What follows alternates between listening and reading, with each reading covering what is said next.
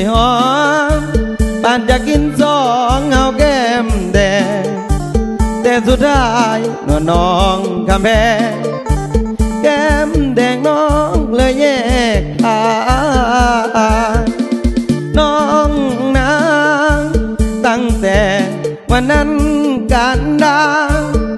มีหนุ่มเศรษฐีเงินนาบ่าวจีนเขามาพัวพัน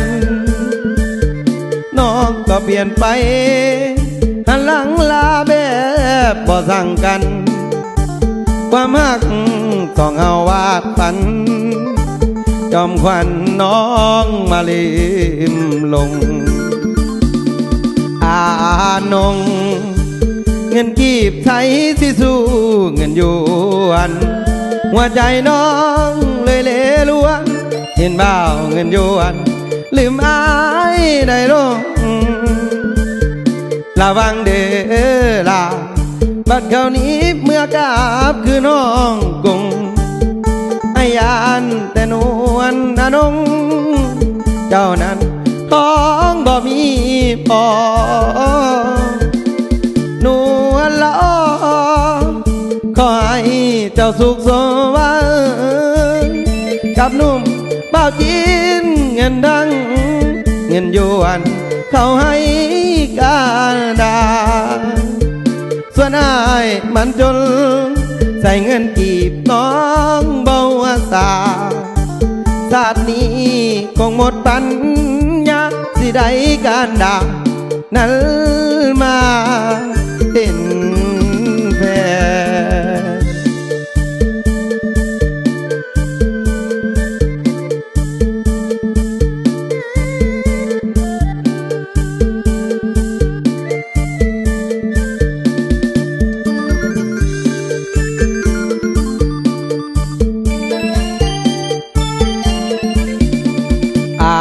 นนงเงินกีบใสสิสู้เงินหยวนหัวใจน้องเลยเลล้วนเห็นบ่าวเงินหยวนลืมอายได้ลงระวังเด้อลาบัดเขานี้เมื่อกราบคือน้องกงอายานแต่นวลอนงเจ้านั้นต้องบ่มีพอนวลละอขอให้เจ้าสุขสมหวังกับหนุ่มบ่าวจีนเงินดังเงินหยวนเขาให้การดาส่วนอายมันจนใส่เงินกีบน้องเบาตาชาตินี้คงหมดปัญญาสิได้การดานั้นมาเป็นแฟน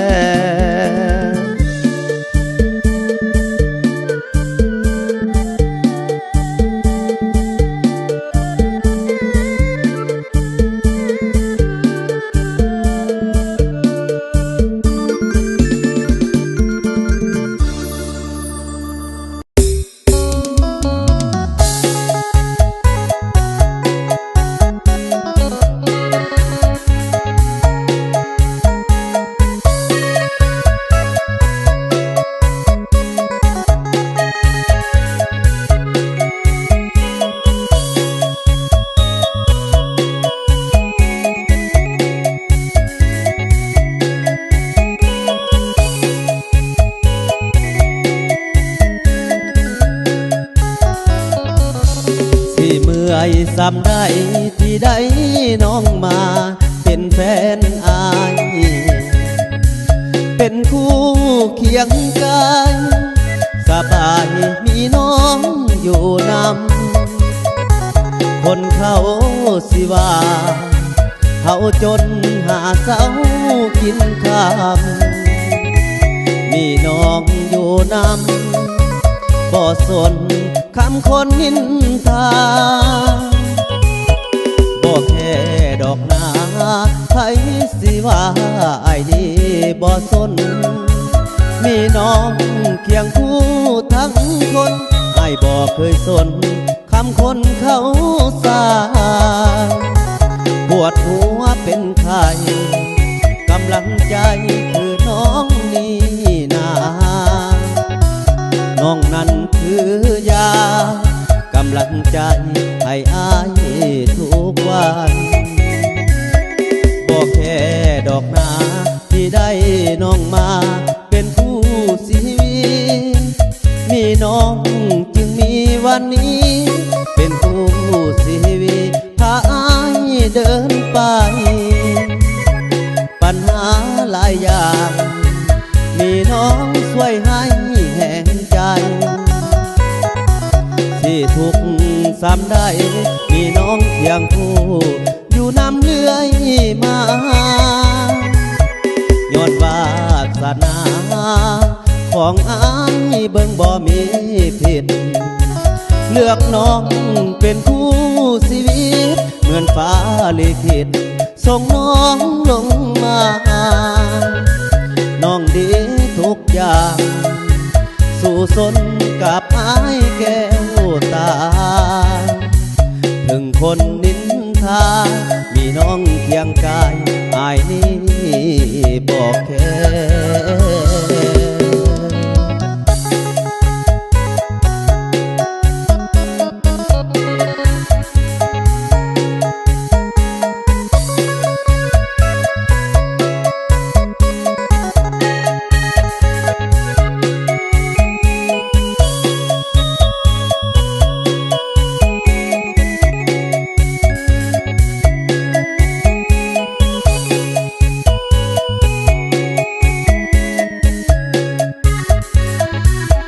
บอกแค่ดอกนาที่ได้น้องมาเป็นคู่ชีวิตมีน้องจึงมีวันนี้เป็นคู่ชีวิตพาอายเดินไปปัญหาหลายอย่างมีน้องช่วยให้แห่งใจที่ทุกซ้ำได้มีน้องเพียงผู้อยู่นำเลื่อยมาย้อนวาสนาของอายเบิ่งบ่มีผิดเลือกน้องเป็นคู่ชีวิตเหมือนฟ้าลิขิตส่งน้องลงมาน้องดีทุกอย่างสู่สนกับอายแก้วตาถึงคนนินทามีน้องเคียงกายอายนี้บอกแค่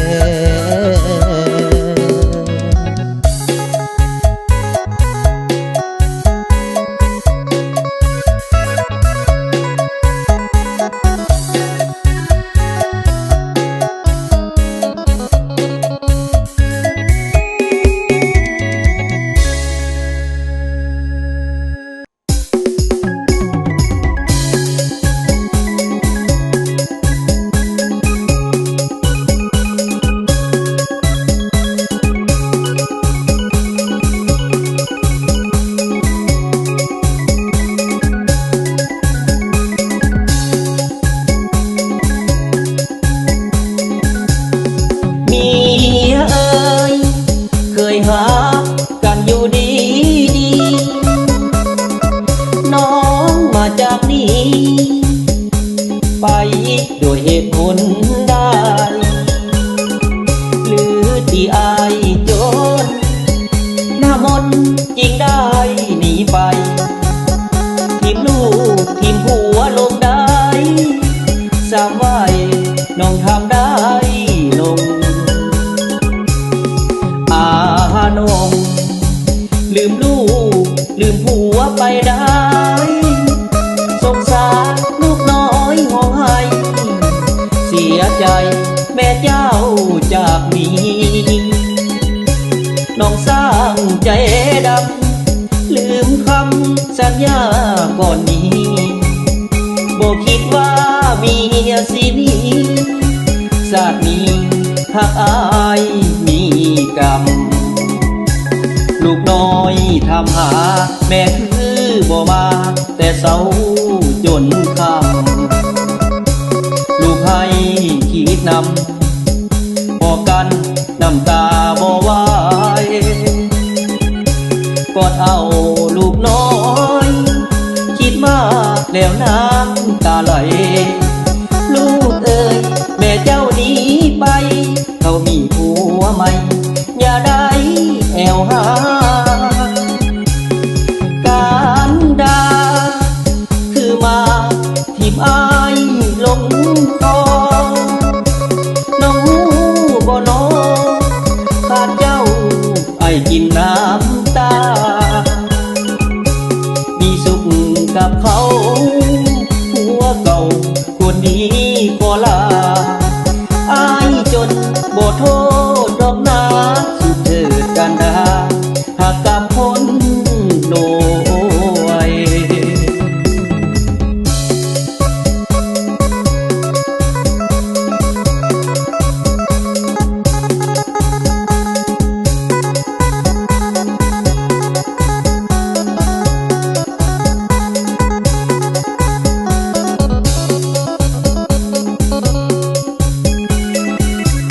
ลูกน้อยทำหา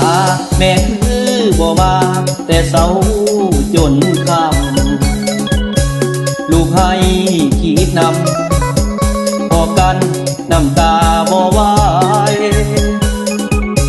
กอดเอาลูกน้อยคิดมากแล้วน้ำตาไหลลูกเอ๋ยแม่เจ้าหนีไป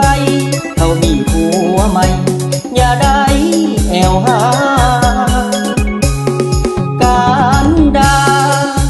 คือมาทิมอายลงคอน้องหูบ่น้อขาดเจ้าไอ้กินน้ำตามีสุขกับเขาหัวเก่าคนนี้ก็ลาอายจนบ่โทษดอกนาสุดเถิดกันดาหากกับคนโดย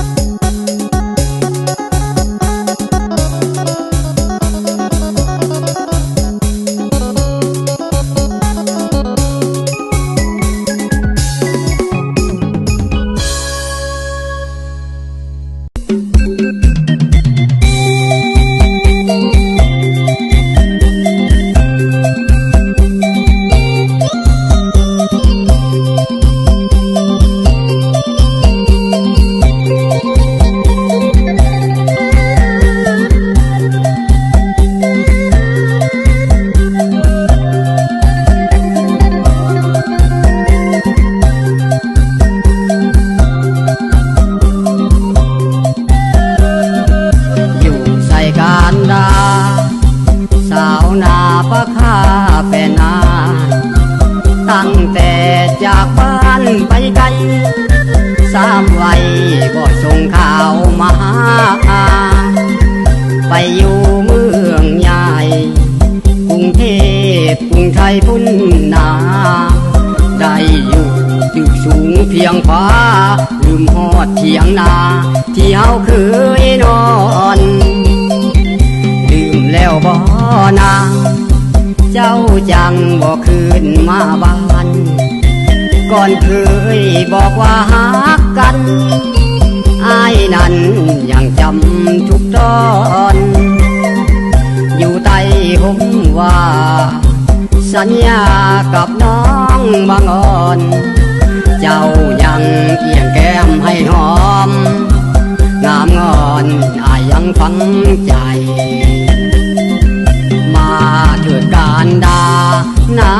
ปากคายังคอยน้องปีนี้บ่มีสมตูหดหูหัวใจอ้ายหลายบ่คือแต่ก่อนเมื่อตอนมีน้องเคียงกายสาวหน้าปากคาแฟนอ้ายอย่าได้ลืมไล่คืนมาบ้านเฮาอีกโดนปานใดสามวัยสิคืนมาบ้าน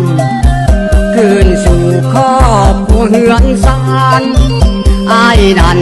ยังรอคอยเจ้ากูกลับมาเริ่มใหม่กับอายได้บ่น้องเยาสิไปสู่ขอแต่งเอาพาเข้าห่มหอวิวา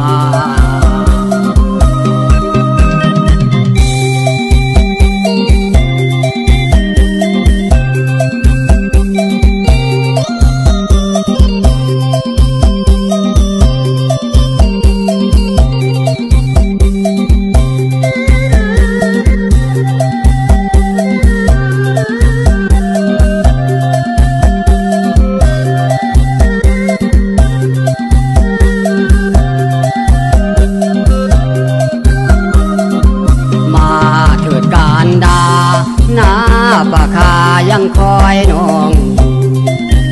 ปีนี้บ่มีสมตูหดหูหัวใจอ้ายหลายบ่คือแต่ก่อนเมื่อตอนมีน้องเคียงกายสาวนาปากคาแฟนนายอย่าได้ลืมไหลคืนมาบ้านเฮาโยนปานใด3 วัยสิคืนมาบ้านคืนสู่ครอบครัวเฮือนซานอายนั้นยังรอคอยเจ้ากูกลับมาเริ่มใหม่กับอายได้บ่น้องเยาสิไปสู่ขอแต่งเอาพาเข้าห่มหอวิวา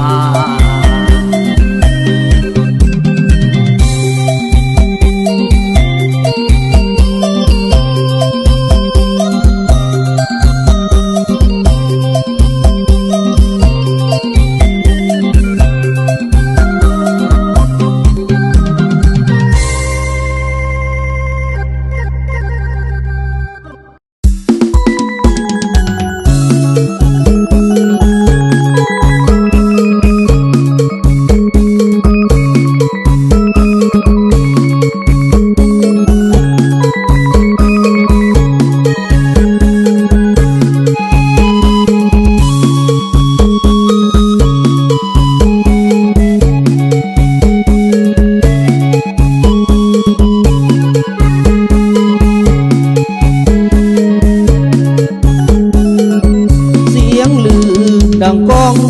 คนเขายองดังก้องไปไกลได้มาเห็นแล้วติดใจ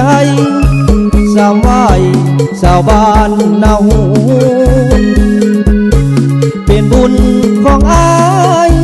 ให้สายมาพบเนื้ออุ่นงามแท้สาวบ้านนาหูแม่เนื้ออุ่นใจว่างบ่นาอายจะอาสาอยากจะมาเป็นคู่3 วัยหรือว่าน้องขวัญใจมีสายจองไว้ในใจตาหวานได้เห็นน้องแล้วอยากได้แนวเจ้าเดแอวบางสาวนาหูถ้าใจน้องว่างช่วยเปิดทางให้อายได้บ่น้องงามกะดอนวลละออน้องงามบาดใจงามน้องยิ้มสั่งติดใจอยากจะได้ไปเป็นคู่ของสาวบ้านนาหูจงเห็นใจแน่เด้อเนื้อทองถ้าได้พี่ว่ากับน้องจะประคองหักน้องจนตายน้องสร้างงามลายบาดใจอายแท้หนอ3 วัยสาวนาหูจงเห็นใจอยากอยู่ใกล้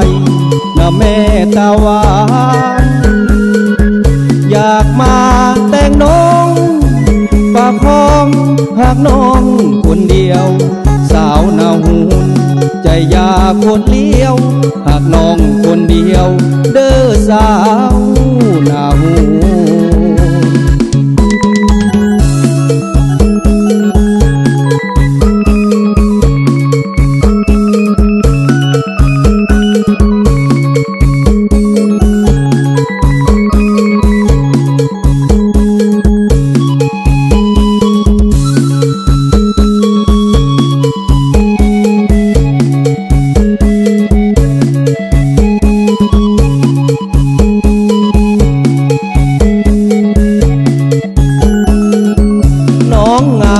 กะดอ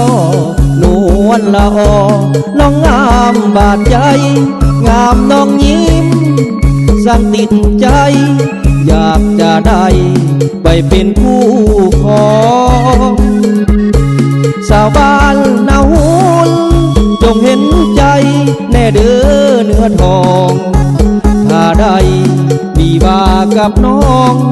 จะประคองหากน้องจนตายน้องสร้างงามลายบาดใจอายแท่นอซ้ำไว้สาวนาหุลจงเห็นใจอยากอยู่ใกล้น้ำแม่ตาหวานอยากมาแต่งน้องปากคองหากน้องคนเดียวสาวนาหุนใจอยากโคตรเลี้ยวหากน้องคนเดียวเด้อสาวนาหุน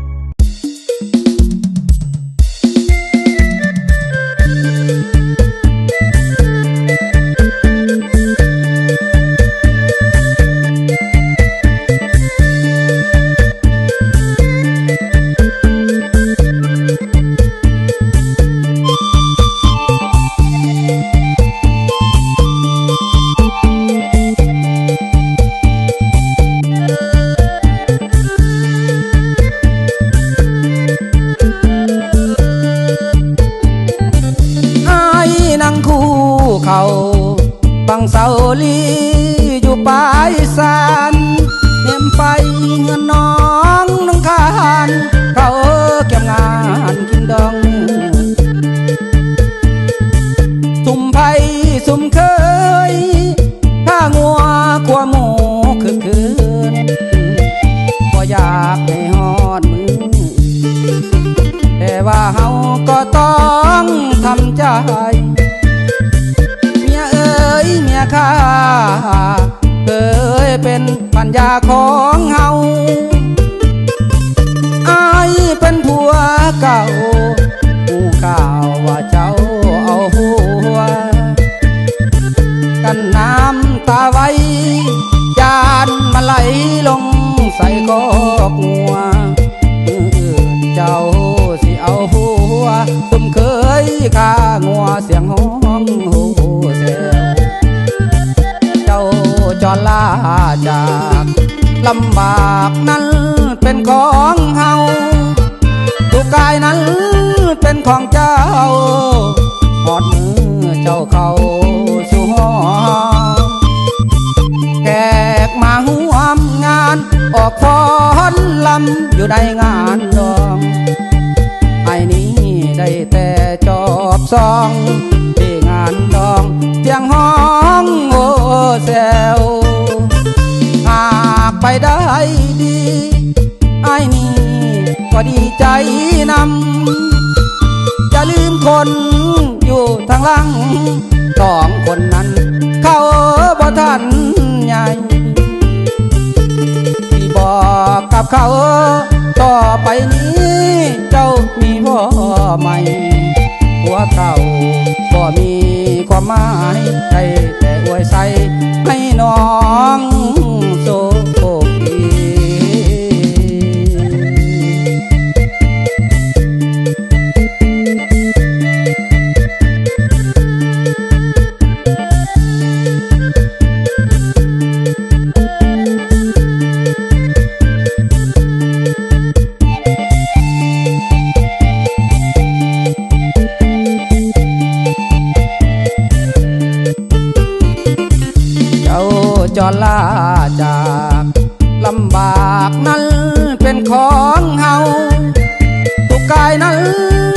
ของเจ้าหอดมือเจ้าเข้าสู่ห้องแขกมาหูอำงานออกฟ้อนลำอยู่ในงานดองไอ้นี้ได้แต่จอบซองที่งานดองเสียงห้องโหแซวหากไปได้ดี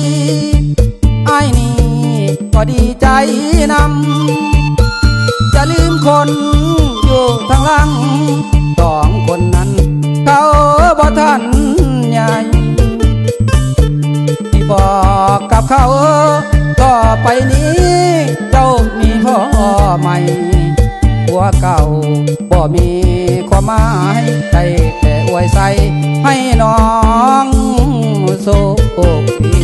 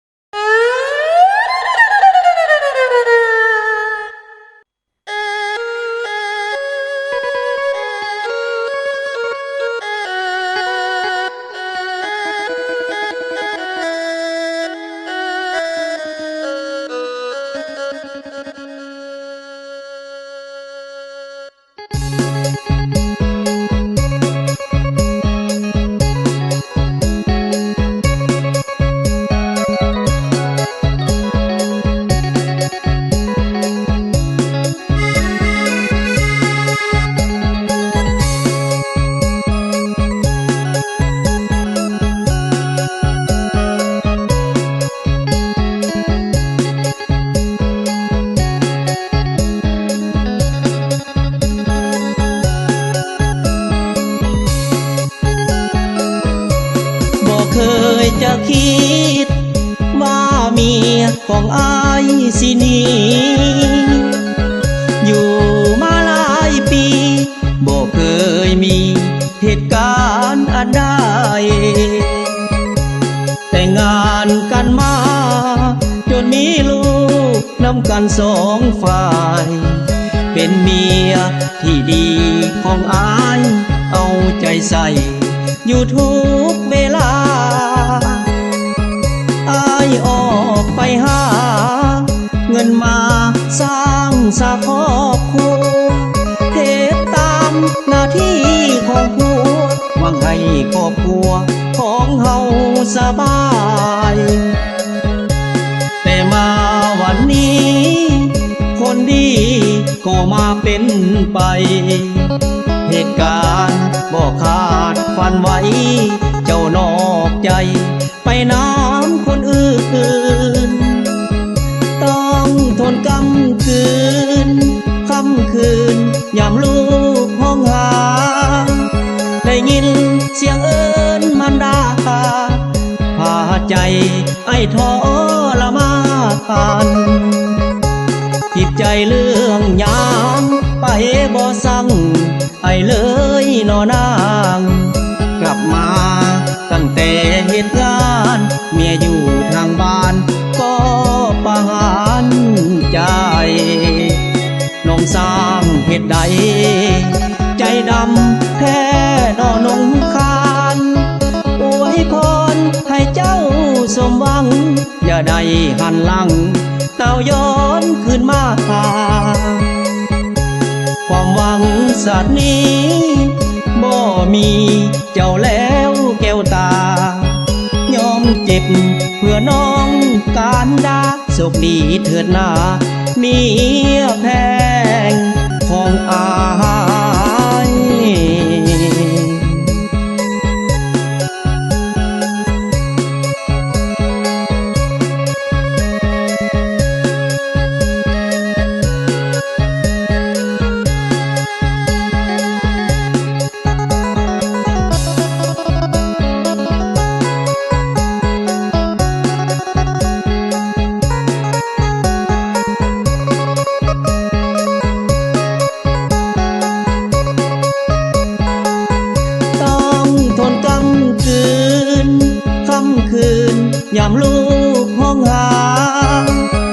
ยินเสียงเอิ้นมันดา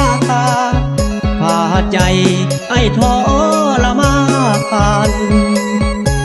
ผิดใจเรื่องยางไปบ่สั่งไอ้เลยนอนางกลับมาตั้งแต่เหตุงานเมียอยู่ทางบ้านก็ประหารใจน้องสร้างเหตุใดใจดำแท้นอนงคานอวยพรให้เจ้าสมหวังอย่าได้หันหลังเต่าย้อนคืนมาความหวังสัตว์นี้บ่มีเจ้าแล้วแก้วตายอมเจ็บเพื่อน้องการดาโชคดีเถิดนาเมียแพงของอาย